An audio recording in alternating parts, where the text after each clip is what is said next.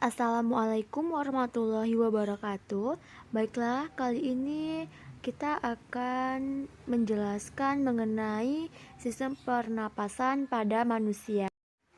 Pernapasan atau respirasi yaitu proses pengambilan oksigen, pengeluaran karbon dioksida, dan menghasilkan energi yang dibutuhkan tubuh. Lalu, pertukaran gas antara sel dengan lingkungannya. Pernapasan atau respirasi yang dilakukan organisme bertujuan untuk mengambil energi yang terkandung di dalam makanan. Alat-alat dalam sistem pernapasan terdiri dari pita suara, trakea, bronkus, diafragma, laring, epiglotis, faring, dan hidung. Sistem pernapasan pada manusia terdiri dari rongga hidung, lalu faring, lalu laring, lalu trakea, lalu paru-paru. Yang pertama, rongga hidung merupakan tempat masuknya udara pernapasan pertama kali. Terdapat rambut-rambut hidung dan mukus. Udara mengalami perlakuan sebab penyaringan, penghangatan atau penyesuaian suhu, dan pengaturan kelembapan.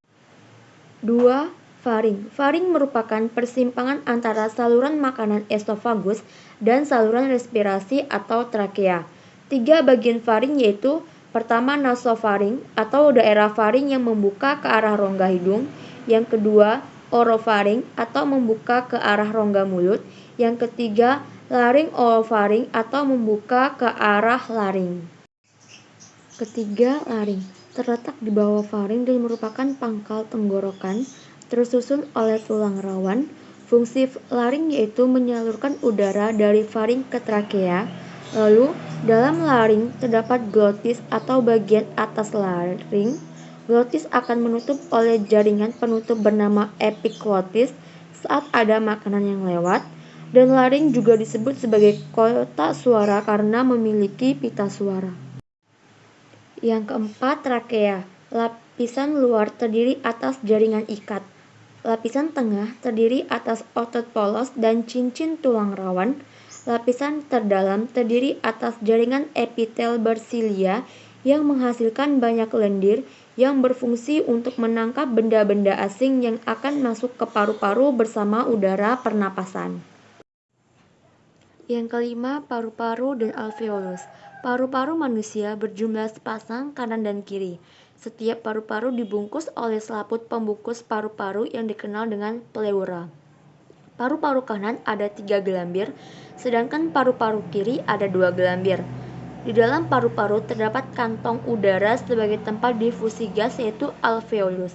Permukaan alveolus dilingkupi kapiler darah sehingga memungkinkan terjadinya difusi gas. Mekanisme pernapasan manusia. Pernapasan manusia yaitu inspirasi, pengambilan udara, dan ekspirasi, pengeluaran udara. Lalu pernapasan berdasarkan cara melakukannya atau organ yang berperan yaitu pernapasan dada atau otot antar tulang rusuk dan pernapasan perut atau diafragma. Mekanisme pernapasan dada dan perut. Yang pertama, pernapasan dada. Udara masuk, lalu tulang rusuk terangkat karena kontraksi otot antar tulang rusuk, lalu volume rongga dada membesar. Ini merupakan pernapasan melalui inspirasi. Sedangkan melalui pernapasan ekspirasi, udara keluar, lalu tulang rusuk turun karena otot antar tulang rusuk berelaksasi dan volume rongga dada mengecil. Kemudian pernapasan perut melalui inspirasi, udara masuk, lalu otot diafragma kontraksi, diafragma mendatar, volume rongga dada membesar. Sedangkan melalui ekspirasi, udara keluar, lalu otot diafragma relaksasi, otot perut berkontraksi, diafragma melengkung ke rongga dada, volume rongga dada mulai mengecil. Sistem pernapasan dapat menyebabkan kelainan sistem pernapasan pada manusia seperti rinitis, pneumonia, kanker paru-paru, bronkitis, emfisema, dan COPD.